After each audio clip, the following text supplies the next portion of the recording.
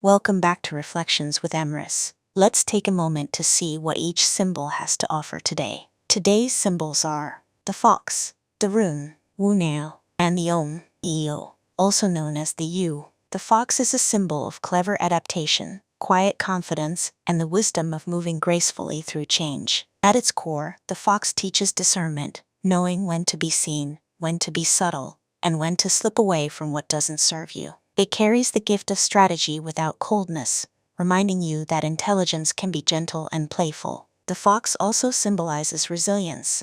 It finds a way forward even when the path isn't obvious. It teaches you to trust your instincts and read the terrain, emotional, social, and spiritual, before you act. And it reminds you that you don't need to force life.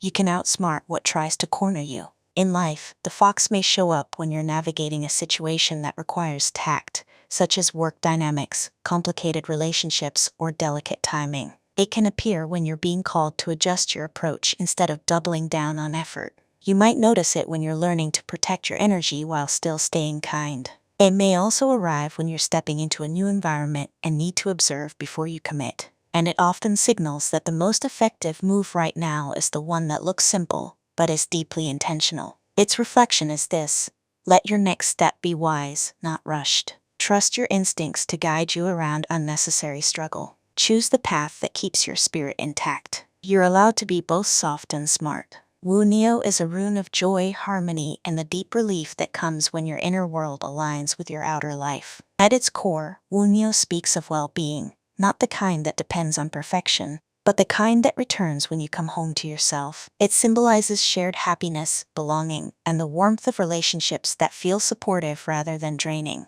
This rune carries the energy of simple blessings, contentment, ease, and gratitude that's rooted in reality. It teaches that joy is a compass, pointing you toward what is true for you. And it reminds you that peace is not passive, it's something you choose and protect. In life, Wunjo may show up when you're rebuilding your sense of hope after stress or grief. It can appear when you're being invited to celebrate progress, even if the journey isn't finished. You might feel it when connection becomes sweeter, like friendships, partnerships, and community, because you're showing up more honestly. It may also arise when you're learning to let yourself receive good things without bracing for the loss. And it often encourages you to make room for what genuinely lifts your spirit. Its reflection is this: let joy be trustworthy. Stop treating ease like it's suspicious. Allow yourself to rest in what is good right now, without needing to earn it through suffering. Your life is allowed to feel lighter. Idho. The U is a symbol of ancestral wisdom, deep time,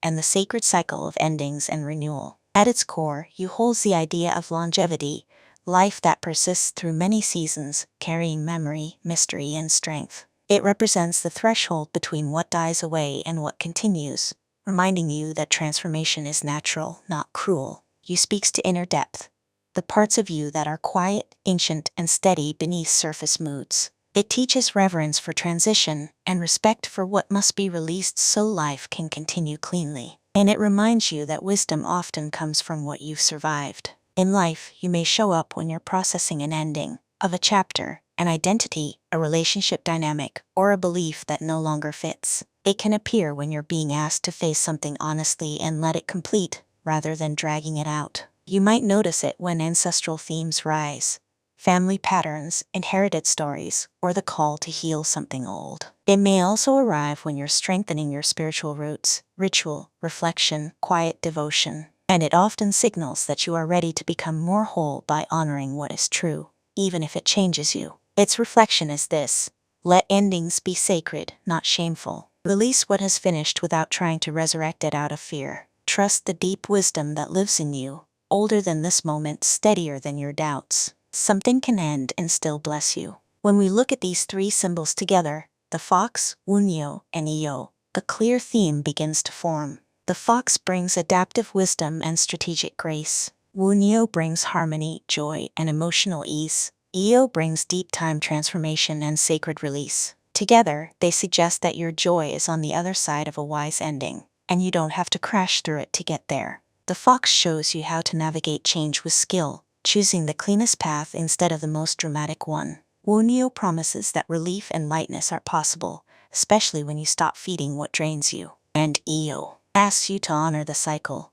Let something complete, let it be done, and let its lesson remain without carrying its weight. The fox encourages you to move wisely and protect your energy. Wunjo invites you to let joy return and be real. Idho reminds you that release creates space for peace. The mood here is gentle but decisive, like a quiet turning of the page. It suggests a lesson about choosing happiness with maturity, not chasing pleasure, but building a life that feels clean, aligned, and sustainable. This combination teaches that joy often requires discernment, knowing what to step away from, and doing it without cruelty. And it reminds you that you can be both tender and firm as you end what no longer fits. Today's reflection is this: let wise release make room for real joy, and let your path forward be soft, smart, and steady. Thank you for joining me. I'll meet you in the next reflection.